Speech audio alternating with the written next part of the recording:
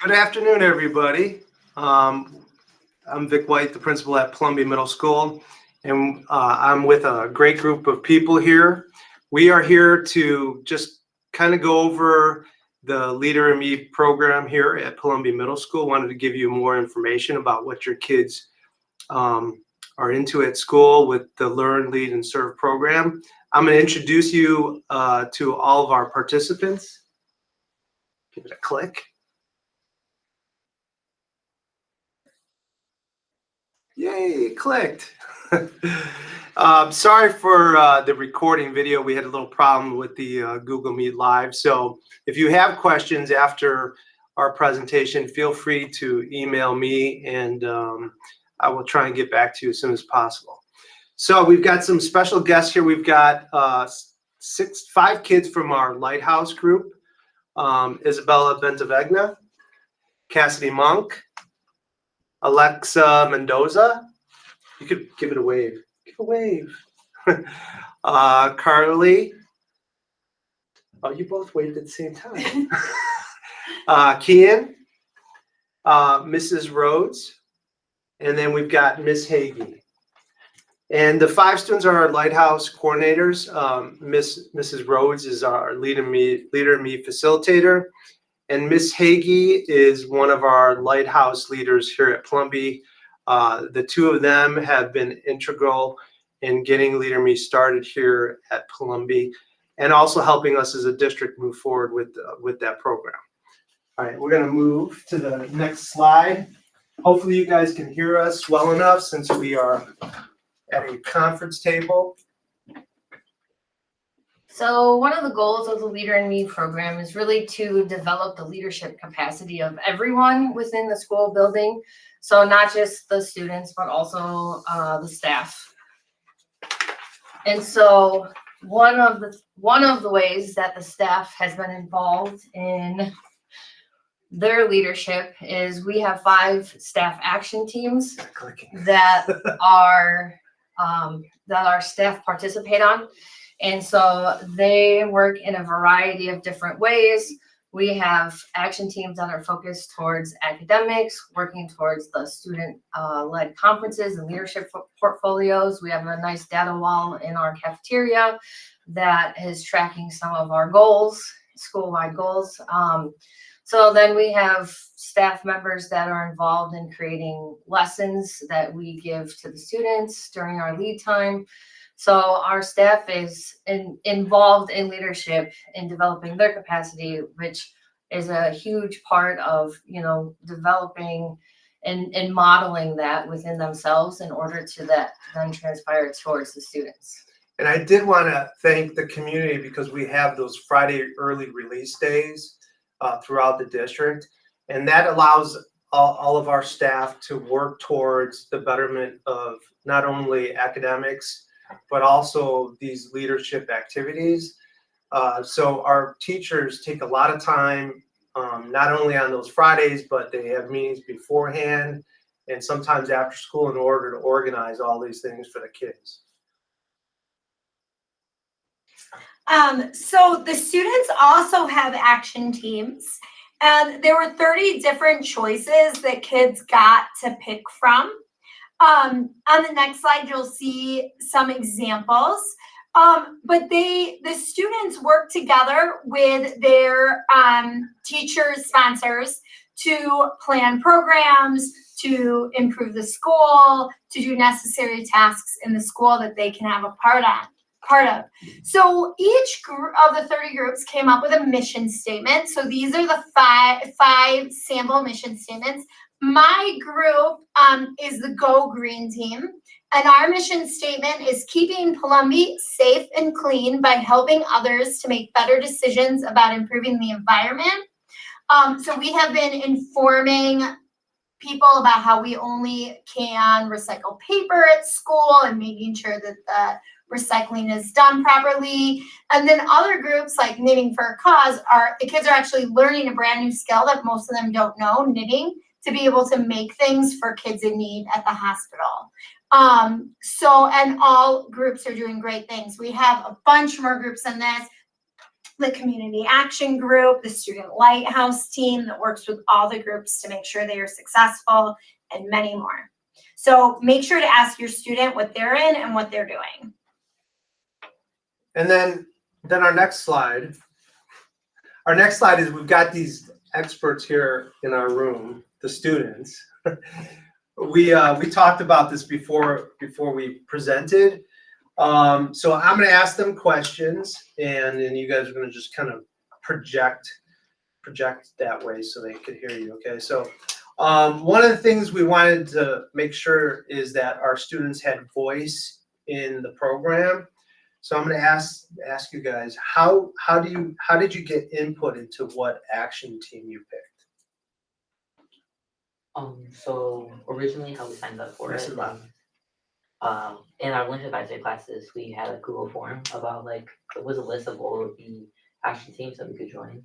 And so what we did is that we selected a couple that we were interested in, and then later on, maybe like a week or two later, we got another form saying which one we want to sign up for. So, and then I think we got back later which one we were assigned to. So far you guys got to pick one action group that you were in for how many months would you say? Maybe around 5 months. About 5 months. Like and it's a really lengthy process. As I was telling the kids, it takes a lot of legwork for us to compile that information for students to be in those action clubs to where they might have interest, and then we also try and pair them up with teachers who have similar interests. So it takes a while, and then we just recently put out another survey for kids to have the opportunity to switch teams. Some kids stayed in their groups, right? I would say the majority of kids actually stay in their groups. Okay, that's awesome. But we gave the opportunity for kids to try something else, which was important. What do you guys? Okay, so what do you think your lighthouse team? How do they serve the school? Well, we work on helping the other groups and making sure everything's just kept in order. And if anyone needs any help, then we'll give it to them. And basically, that's our job. Oh, that's really important because we want to know what each group is doing, how to schedule it, what kind of funds they might need, what type of things we might need ordered, and then you guys are kind of filtering that to which two teachers are your lighthouse leaders? Miss Gama and Mrs. Hollander. So when you guys talk to Mrs. Gama and Mrs. Hollander, they share that with our lighthouse team so we know what's going on as well, because it's almost impossible with 30 different groups to always keep track of what's going on. So anything, we talked about this, what would you like to see done differently? And there was a lot, I think there was like a general pause, like, I don't know. Would you guys agree with that? Yeah. Yeah. So the student said, I don't know. But actually, from a teacher's point of view and the school's point of view, we're always looking at it. Every year, we've actually changed our schedule a couple different times, right? Yeah. So we changed our schedule a couple different times just to make sure that that's effective. We're able to keep track of the students, have the right amount of time to teach kids lessons, and also have the right amount of time for these action groups to actually fulfill their mission statement. So those are the types of things that we look as a staff to try and improve on that, and we're improving it every year. In fact, we had a little vote this morning with our teachers. I don't know if you want to talk about it really briefly. Well, so I do have to say I was kind of interested to hear if you guys had any feedback. So if you do come up with any, make sure you let us know. Ms. Koenig and I are Leader in Me facilitators, and we have asked the staff for feedback a few times this year.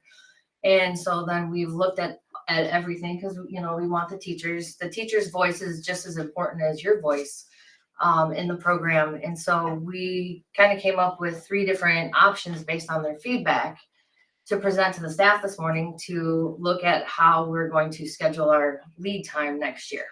So we got a little vote this morning, but I can't tell you what it is yet. Yeah, probably, there's probably some things you still have to work out. Let's see if I can. No, I can't click on anything. All right, and then one of the really important parts of the Leader Me program is not only taking our steps in action, but it's trying to make sure that we have those habits that are going to be effective for our school, our personal life, at home, your future careers. So we have lessons throughout every second Wednesday, unless we have conflicts. But I was going to ask the kids today. We had a lead day just today, so maybe you guys could talk about like what are some of the types of things you might have learned today. Well, we learned about putting first things first and prioritize what we do every day. Okay. Anybody want to add to that? So the lesson that we were taught and like my lead group is that I don't know if everyone did this video, I'm guessing everybody did, but we watched the video. It was like how to graph your priorities in like a chart based on like how much like how important they are and like if it's gonna take like a lot of time or like not a lot of time, like if it's short or long. Okay. So kind of like you guys remember talking about like big rocks and little rocks? Did they talk about that again? Yeah. Yeah. Not that Not for really. 8th grade, it was important and urgent and non-important and not urgent. So it was the 4 quadrants of time. Okay. It's a cool graphic organizer, yeah. All right. So just about that lesson itself, what did you guys talk a little bit about? What are those important items? Like Anybody? What, big graph? Yeah. What are those important Oh, items? so like studying for tests. Studying doing for homework, tests. your family, your friends. Doing Job. homework, family, your job, making sure you have those priorities first before Going on your phone. going on your phone. That's And hard. then gossip was in the organizer too. Our group talked about how gossip probably could just be out of the organizer. That's funny. See, if I did things a little different, we didn't watch the video. We did a personal reflection on what's important. We talked about big rocks. We talked about priorities, but then we also talked about eliminating the unimportant. And so I challenged them to think about something that they thought was unimportant, and then either how they could shift their focus to something important or some action steps of how they could eliminate it. What else? We just kind of, we did personal reflection. Okay. A lot of brainstorming. Okay. And conversations around it. And then so we've got more questions for our expert panel. All right. So what would you teach your parents about the 7 habits, or what would be important to bring home about the 7 habits from what you've learned? I would probably teach them to not look at their phone as much and do things that they like doing, like hobbies.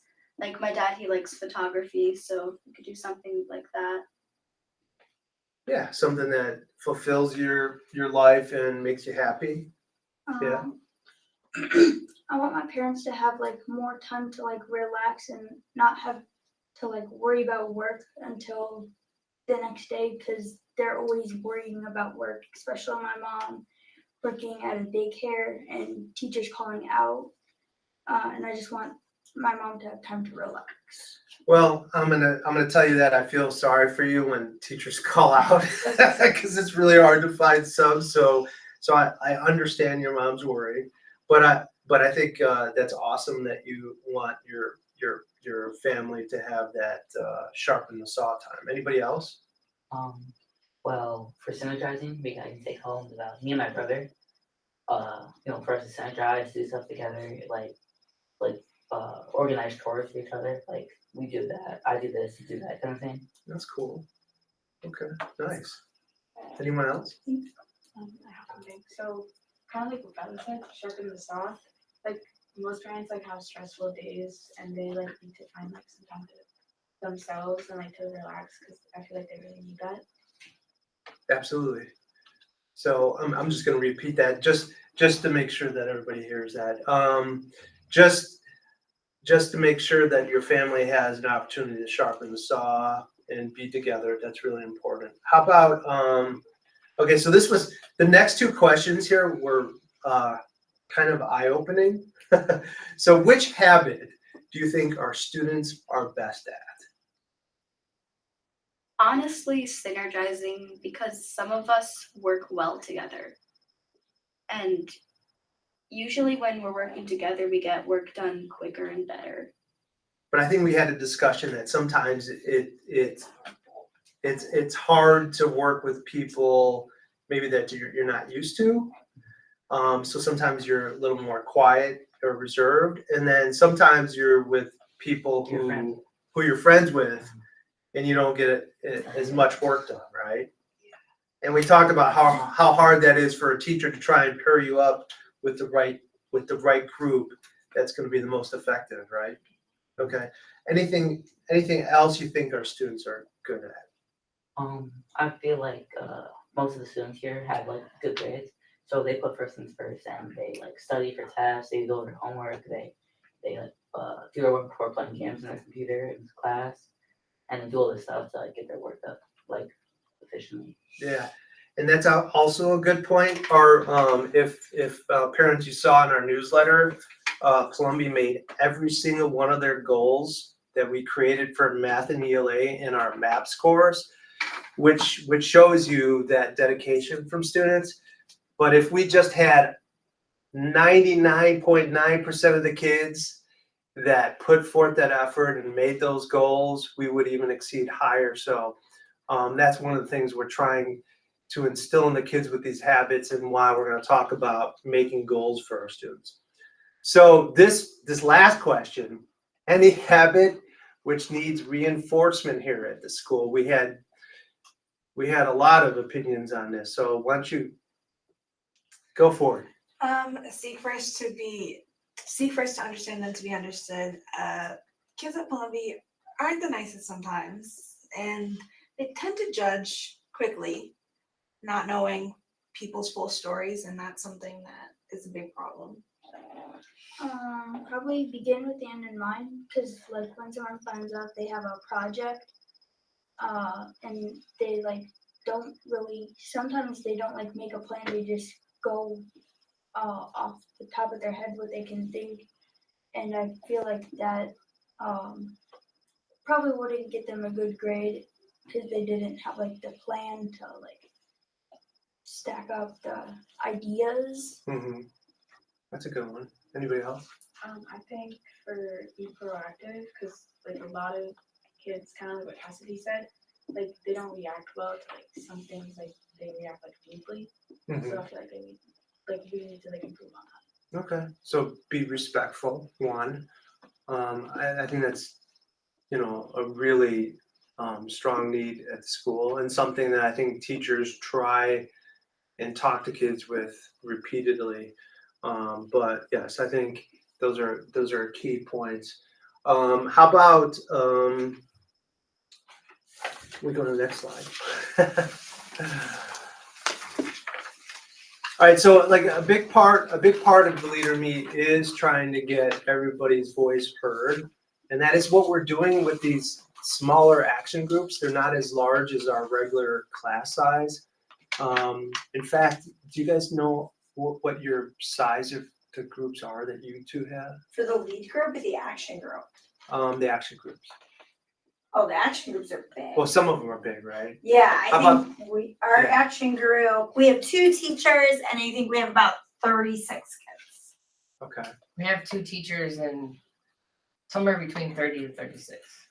And then what about our lead groups?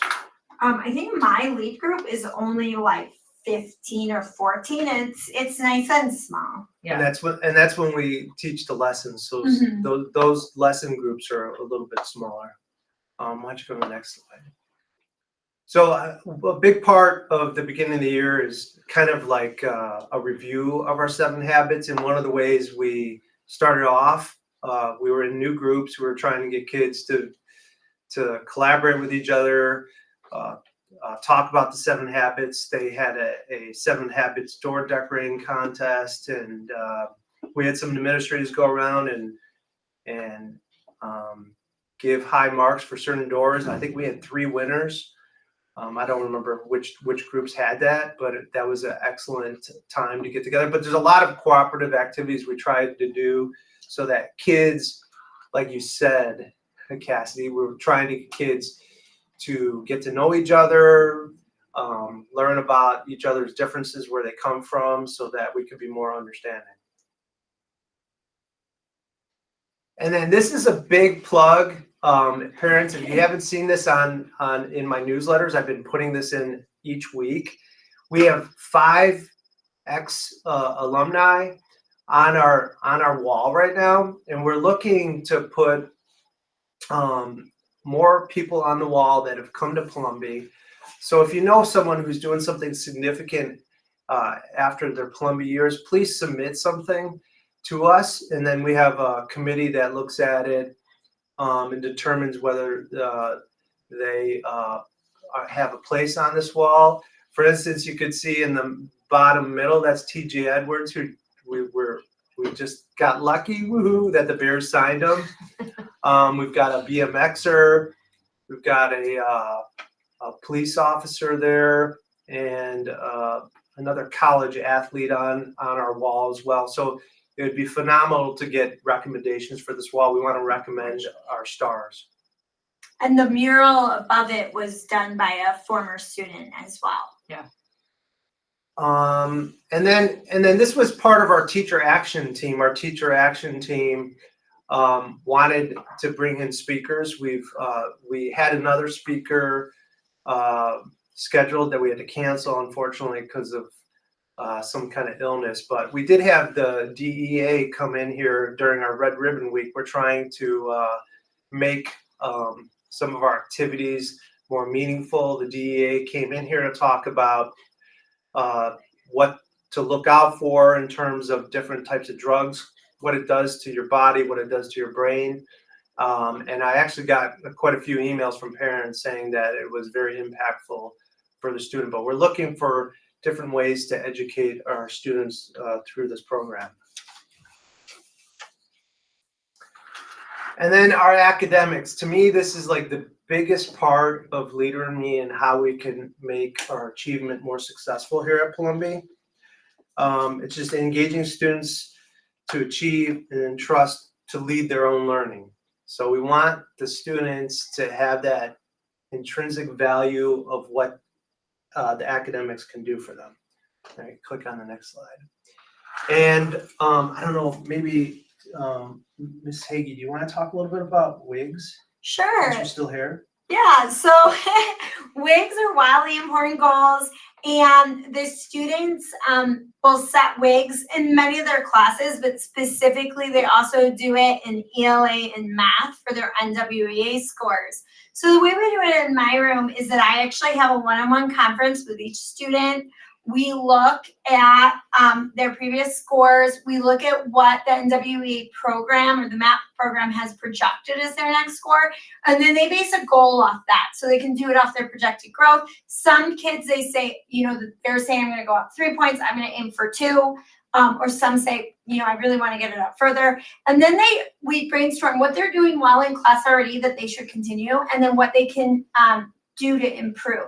So for instance, some of my students were seeing that they weren't doing as well on the geometry portion. So we came up with, okay, how can we practice geometry facts? How can we do that?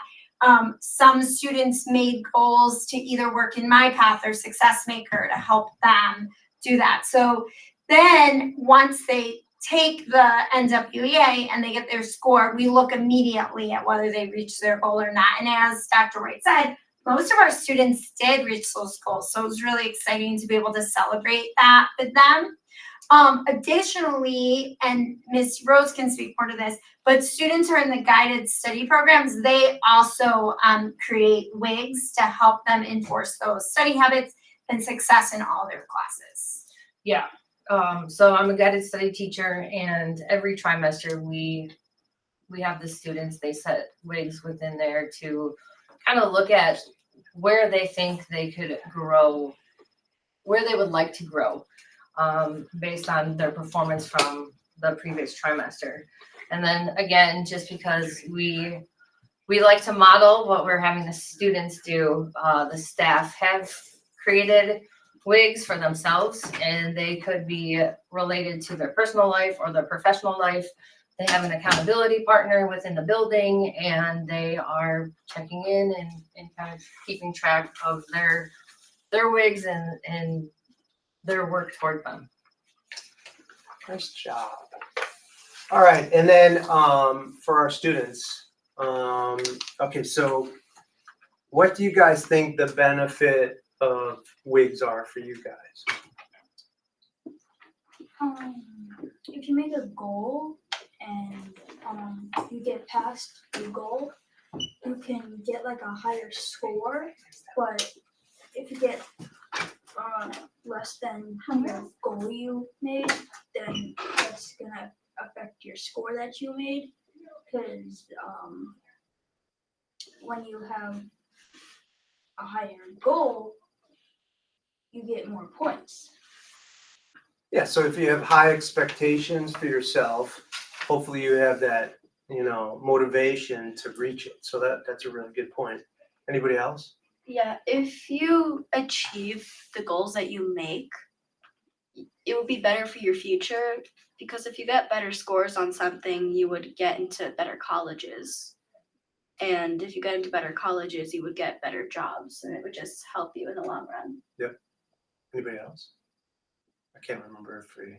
So, and we always talk to our kids too before we take these tests of how important these tests are, not only to show how we're doing as a school to improve how we teach, but also that it impacts them for their future class placement here at Palombi, and it also impacts their future placement in high school.